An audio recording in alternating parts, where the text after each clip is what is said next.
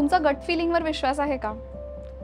तुम्ही तुमच्या गट फिलिंगला खरं मानून कोणती ॲक्शन किंवा निर्णय कधी घेतलाय का? असं कधी केलं असेल तर मला कमेंटमध्ये लिहून नक्की कळवा. काय होतं त्या गट फिलिंगनी घेतलेल्या निर्णयांचं पुढे? कधी कधी ते बरोबरही येतात, कधी कधी ते आपल्याला खोटंही ठरवतात. पण असं का होतं? खरं तर कोणतीही ॲक्शन घ्यायला किंवा महत्त्वाचा काही निर्णय घ्यायला आपण लॉजिकली आणि प्रॅक्टिकली विचार करणं आपल्यासाठी हेल्दी असतं. पण गट फिलिंगचा जिथे आपण वापर करतो तिथे आपण खरं तर एका थिंकिंग एररचा वापर करत असतो. म्हणजे आपण आपल्या भावनांना पुरावा समजण्याच्या या भावनिक तर्काच्या थिंकिंग एररचा तिथे वापर करतो.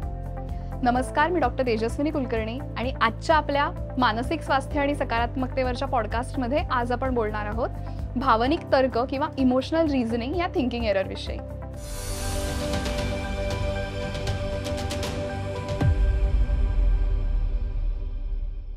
ही थिंकिंग एरर खरं तर आपल्यापैकी सगळ्यांनीच कधी ना कधी अनुभवलेली असणार आहे. आपल्या भावनांना खरं मानणं किंवा ते एखाद्या वस्तुनिष्ठ परिस्थितीचा पुरावा मानणं ही गोष्ट आपण आपल्या कळत नकळत करत राहतो. काही जण ते जास्त प्रमाणात करतात, काही जण कमी प्रमाणात करतात. एखादं उदाहरण घेऊन बघूयात. एखाद्या अशा सुनसान जागेवरती गेल्यानंतर आपल्याला भीती वाटायला लागते आणि आपल्याला भीती वाटते म्हणजे इथे काहीतरी नक्कीच धोका आहे असा विचार करणं म्हणजे भावनिक तर्क करणं. कारण तिथे खरंच काही धोका असण्याचे पुरावे तर आपल्याकडे नाही आहेत, पण फक्त मला भीती वाटते या गोष्टीला म्हणजे आपल्या भावनेला आपण पुरावा समजून त्याचा निष्कर्ष असा काढणं की म्हणजे इथे काहीतरी धोका आहे, हा झाला भावनिक तर्क. माझी एक मैत्रीण आहे. सकाळी उठल्यानंतर जेव्हा तिला मस्त वाटत असतं तेव्हा तिला असं वाटतं की आजचा दिवस माझा मस्त जाणार. आज माझा जॉब इंटरव्ह्यू जरी असेल तरी सुद्धा तो मी फटक्यात पार करू शकते. हा सुद्धा भावनिक तर्काचाच एक नमुना झाला. कारण मनात असलेल्या चांगल्या भावनांना तिनं तिच्या केपेबिलिटीचा पुरावा मानला. भलेही ही गोष्ट तिच्या फेवरमध्ये जरी काम करत असली तरी हीच गोष्ट निगेटिव्हली झाली तर मात्र ती आपल्या धोक्याची ठरू शकते. अजून एक उदाहरण बघूयात. माझ्या शेजारच्या काकू अगदी परवाच माझ्याकडे आल्या होत्या. संध्याकाळची वेळ होती. त्या एकदम अस्वस्थ वाटत होत्या. ॲक्च्युली त्या दिवशी सकाळी त्यांनी त्यांच्या बहिणीला बीचवरती त्यांना बोलावत असताना मी नाही येणार असं सांगितलं होतं आणि त्यामुळे त्यांना फार गिल्टीही वाटलं होतं.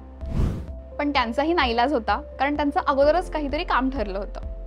मात्र नाही म्हणल्याचं गिल्ट त्यांना जरूर वाटत होतं आणि या गिल्टच्या अपराधीपणाच्या भावनेला त्यांनी पुरावा म्हणून बघितलं.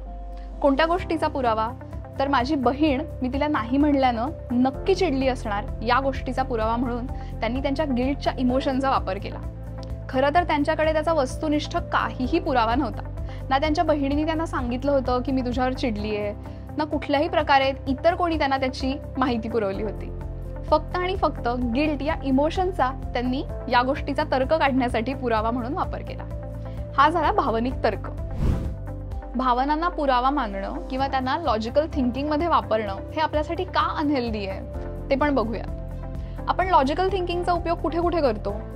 गणितं सोडवायला, समस्या सोडवायला, क्रिटिकल थिंकिंगसाठी करतो, कोडी सोडवण्यासाठी करतो. तुम्ही लॉजिकल थिंकिंगचं नाव काढल्यावर अगदीच माझ्या डोळ्यासमोर शेरलॉक होम्स आला. तो लॉजिकल थिंकिंग वापरून क्राईम्स सॉल्व्ह करण्याची सुद्धा तो कामं करतो. अशा लॉजिकल थिंकिंगमध्ये त्याचं बेसिक स्वरूप काय आहे की आपल्या समोर जी माहिती आहे, आपल्याकडे ज्याचे पुरावे आहेत, त्या पुराव्यांमधले आपण डॉट्स कनेक्ट करत करत पुढे जातो. आपल्याकडे असलेले पुरावे हे मात्र वस्तुनिष्ठ रियालिटीला धरून असे असावे लागतात. पण भावना या मुळातच वस्तुनिष्ठ नाहीत. आपल्यापैकी अनेक वेगळे वेगळे जण एकाच घटनेला वेगवेगळ्या प्रकारे भावनिक प्रतिसाद देतात. म्हणजे एखादी गोष्ट, जसं की समजा मला परीक्षेमध्ये 50% मार्क पडले तर त्याला मी ज्या प्रकारे प्रतिसाद देईन, माझ्या मनात ज्या भावना निर्माण होतील आणि अजून व्यक्तींच्या मनामध्ये भावना ज्या निर्माण होतील त्यांच्यामध्ये फरक असू शकतो. प्रत्येक व्यक्तीच्या एकाच घटनेला येणाऱ्या भावना या वेगवेगळ्या असू शकतात. तसंच एकाच व्यक्तीच्या एकाच घटनेला येणाऱ्या सुद्धा भावना वेगळ्या वेगळ्या वेळी वेगळ्या असू शकतात. याचं कारण म्हणजे आपल्या मनामध्ये तयार होणाऱ्या भावना या फक्त घडलेल्या घटनेवरनं किंवा असलेल्या परिस्थितीवरनं ठरत नाहीत, तर त्या ठरतात आपण त्या घटनेचा कसा अर्थ लावतोय यावरून. म्हणजे आपण त्या घटनेचा कसा विचार करतो यावरून आपल्या मनात कोणती भावना निर्माण होईल ते ठरतं. त्यामुळे साहजिकच प्रत्येक व्यक्तीच्या बाबतीमध्ये तो अर्थ वेगवेगळा लावला जाण्याची शक्यता असते आणि त्यामुळेच भावनिक प्रतिसाद सुद्धा वेगवेगळा येऊ शकतो. अशा वेगवेगळ्या भावनांना एकाच गोष्टीचा पुरावा म्हणून आपण कसं काय वापरू शकतो? अशा प्रकारे भावनांना पुरावा समजून लॉजिकल थिंकिंगमध्ये त्यांचा वापर करण्याचा काय काय दुष्परिणाम आपल्या मनावर होतो? एक तर अगदी स्पष्टच आहे, ते म्हणजे आपल्या मनामध्ये नकारात्मक भावना तयार होतात. जसं आपण काकूंच्या बाबतीमध्ये बघितलं, त्यांना खूप गिल्टी वाटत होतं. त्यांनी जो निष्कर्ष काढला त्यामुळे त्यांना अजून वाईट वाटत राहिलं. त्यांचा अख्खा दिवस त्याच्यामध्ये वाया गेला. अशाच प्रकारे गिल्ट, राग, कधी भीती, अशा प्रकारच्या नकारात्मक भावना आपल्या मनामध्ये त्यांनी वाढीला लागतात. त्याचा साहजिकच परिणाम आपल्या कृतीवर पण होतो. आपण घेणाऱ्या ॲक्शन्सवरती होतो, आपण घेणाऱ्या डिसिजन्सवरती सुद्धा त्याचा परिणाम होऊ शकतो.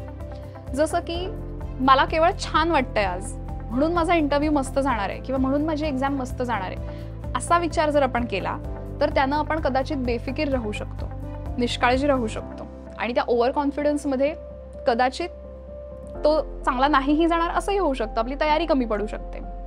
तसंच जर आपण असा विचार केला की मला खूप भीती वाटते या वायवाची, या तोंडी परीक्षेची, त्यामुळे मी नापास होणार याचे चान्सेस जास्त आहेत, मला आता वाटतं मी नक्कीच नापास होणार आहे, अशाच मनस्थितीत आपण जर परीक्षेला सामोरं गेलो तर तिथे जाऊन पटकन ब्लँक होण्याचं किंवा आपण काहीतरी तोंडातनं चुकीचं उत्तर देण्याची ही शक्यता जास्त वाढते आणि आपल्या ॲक्च्युअल परफॉर्मन्सवरती त्याचा परिणाम होऊ शकतो. तसेच आपण निर्णय जर अशा प्रकारच्या भावनांना धरून घेतले की माझं गट फिलिंग मला सांगते की मी हाच जॉब घ्यायला पाहिजे किंवा माझं गट फिलिंग मला सांगते की मला हेच घर विकत घ्यायला पाहिजे, आणि आपण त्यावेळी जर आपल्या ॲक्च्युअल वस्तुनिष्ठ पुराव्यांना किंवा खऱ्या पुराव्यांना जर आपण डावललं आणि आपल्या भावनांच्या पुराव्यांना जास्त महत्त्व दिलं तर असंही होऊ शकतं की आपण चुकीचे निर्णय घेऊन नुकसानात सुद्धा जाऊ शकतो. आपल्या मानसिक स्वास्थ्यासाठी अनहेल्दी असणाऱ्या या भावनिक तर्काच्या सवयीला किंवा भावनिक तर्काच्या वैचारिक त्रुटीला काढून टाकण्यासाठी आपण काय काय करू शकतो ते बघूयात. सुरुवातीचा टप्पा आहे आपण स्वतःचं निरीक्षण करण्याचा, म्हणजे आपण स्वतःच्या मनामध्ये भावनिक तर्काचा कुठे उपयोग करतोय की नाही हे तपासून पाहण्याचा. ते आपल्याला कसं करता येईल? तर आपल्या मनामध्ये जेव्हा जेव्हा नकारात्मक भावना निर्माण होतात तेव्हा स्वतःला थांबवून आपल्याला आपल्या विचार प्रक्रियेचं थोडं निरीक्षण करायचं. हवं तर तुम्ही हे जर्नलमध्ये लिहून सुद्धा करू शकता. आता या नकारात्मक भावनांचा उपयोग आपण कुठे तर्क म्हणून करतोय का किंवा पुरावा म्हणून करतोय का हे तपासून पाहायला हवं. आपण काही काळ आपल्या स्वतःच्या मनाचं असं निरीक्षण केल्यानंतर आपल्याला लक्षात येईल की आपण काही विशिष्ट ठिकाणी, काही स्पेसिफिक विषयांमध्ये, काही विशिष्ट व्यक्तींच्या बाबतीमध्ये भावनिक तर्काचा वापर जास्त करतो आहोत, म्हणजे आपल्या भावनांना पुरावा म्हणून बिनधास्त वापरतो आहोत. जेव्हा ते आपल्या लक्षात येईल तेव्हा ते आपल्या जर्नलमध्ये नमूद करून ठेवा. पुढचा टप्पा आहे तो म्हणजे आपल्या मनाला हे पटवून देण्याचा, सतत समजावत राहण्याचा की भावना म्हणजे फॅक्ट नव्हेत किंवा भावना म्हणजे पुरावा नव्हेत. हे आपल्या मनाला पटवून देण्यासाठी आपण वापर करू शकतो. मगाशी जी आपण प्रक्रिया पाहिली, भावना निर्माण कशा होतात त्याविषयीची, त्याचा आपण वापर इथे नक्की करू शकतो. म्हणजे घटना घडली, त्याचा आपण अर्थ लावला आणि मग भावना निर्माण झाली, असं ते चक्र आहे. घटना आणि भावना ही त्याच्यामुळे प्रत्येक ठिकाणी सेमच असेल असं नाही. हे स्वतःला जेव्हा आपण आठवण करून देऊ तेव्हा आपल्याला भावना म्हणजे फॅक्ट नव्हेत हे पटायला सोपं जाईल. एकदा का आपल्याला हे लक्षात आलं की आपल्या भावना या तितक्या विश्वासार्ह नाहीयेत किंवा त्या अगदी फ्लुइड आहेत, त्या बदलत राहतात. एकाच गोष्टीबद्दलच्या आपल्या भावना सकाळी वेगळ्या, संध्याकाळी वेगळ्या असू शकतात, त्यामुळे त्यांना आपण पुरावा म्हणून वापरू शकत नाही. हे जेव्हा आपल्या लक्षात येईल तेव्हा आपण प्रत्यक्ष जी घटना आहे किंवा प्रत्यक्ष जो आपण काढलेला तर्क आहे त्याचे खरे पुरावे शोधण्याची प्रक्रिया सुरू करू शकतो, म्हणजे या भावनिक तर्काला चॅलेंज करू शकतो. आता हे पुरावे शोधायचं म्हणजे काय करायचं नेमकं? तर त्याच्या इतर शक्यतांना आपण पडताळून पाहू शकतो. उदाहरणार्थ, माझ्या एका कलिगनं माझ्या ईमेलला पटकन रिप्लाय केला नाही, तर त्यावरनं मला साहजिकच अस्वस्थ वाटलं आणि मी असा निष्कर्ष काढला की माझ्या कलिगला माझ्याविषयी काहीतरी प्रॉब्लेम निर्माण झालेला आहे किंवा त्याला माझ्याविषयी काहीतरी राग आलेला आहे किंवा तो आता मला पुढे कोऑपरेट करणार नाही. आता हा निष्कर्ष माझ्यासाठी चांगला नाही का? कारण तो कोणत्याही पुराव्यावरती आधारित नाही. या निष्कर्षातनं माझं काय नुकसान होऊ शकतं? तर मी जी पुढे काही कृती करेन, मी त्याला कदाचित जाऊन विचारेन किंवा मी काही ईमेल करेन, तेव्हा मी जर रागानं किंवा निराशेनं असा काही ईमेल केला तर ते साहजिकच आमच्या संबंधांना किंवा अगदी माझ्या कामावरती सुद्धा काही परिणाम करू शकतो. अशा वेळी मी या माझ्या भावनिक तर्काला चॅलेंज करून त्याचे खरे वस्तुनिष्ठ पुरावे शोधणं हे माझ्या कामाचं आहे. म्हणजेच त्याला मी आवडत नाही किंवा तो माझ्यावर चिडलाय याचा काही ठोस पुरावा माझ्याकडे आहे का? तो सगळ्यांशीच असा तुसडेपणानं वागतो का? माझ्याशी तो प्रत्येक वेळीच तुसडेपणानं वागतोय का? अशा विविध शक्यतांना पडताळून मी हे पाहू शकते की माझ्याकडे याचे काही वस्तुनिष्ठ पुरावे आहेत का. तसंच माझ्या तर्काच्या विरुद्ध असे पण पुरावे मला शोधायचे आहेत. म्हणजे तो माझ्यावर चिडलाय याऐवजी काही वेगळी शक्यता सुद्धा असू शकते की तो माझ्यावर चिडलेला नाहीये. मग वेगळी काय कारणं असू शकतात त्यांनी मला ईमेलला रिप्लाय न करण्याची. कदाचित तो स्वतः बिझी असेल, कदाचित तो आउट ऑफ रीच असेल, कुठेतरी फिरायला गेला असेल, किंवा तो स्वतः स्ट्रेसफुल असेल, त्याला स्वतःला त्या ईमेलला रिप्लाय काय करायचा हे सुचत नसेल, त्याला कोणाची तरी मदत हवी असेल. अशा खूप विविध शक्यता त्याच्यासाठी असू शकतात. त्याचे काही पुरावे आपल्याला सापडत आहेत का हेही आपण शोधून पाहू शकतो. आणि अशा प्रकारे आपण आपल्या भावनिक तर्काला चॅलेंज करणं आवश्यक आहे. आपल्या मनामधून, आपल्या विचार प्रक्रियांमधून भावनिक तर्काला ओळखणं आणि चॅलेंज करत राहणं हाच यावरचा मार्ग आहे. तो जितका आपण कन्सिस्टंटली वापरू, सातत्यानं वापरू, तितकं ते आपल्यासाठी सोपं होईल आणि तितकी आपल्याला त्याची सवय सुद्धा होईल. तुम्ही अशा कोणत्या ठिकाणी भावनिक तर्काचा वापर केलाय? आता हा व्हिडिओ पाहिल्यानंतर तुम्हाला तुमच्या गट फिलिंग विषयी काय वाटतंय? त्याच्यावर विश्वास ठेवला जाऊ शकतो? जर तुम्ही त्याच्यावर विश्वास ठेवणार असाल तर तो कितपत ठेवाल, त्यावर कितपत अवलंबून राहाल?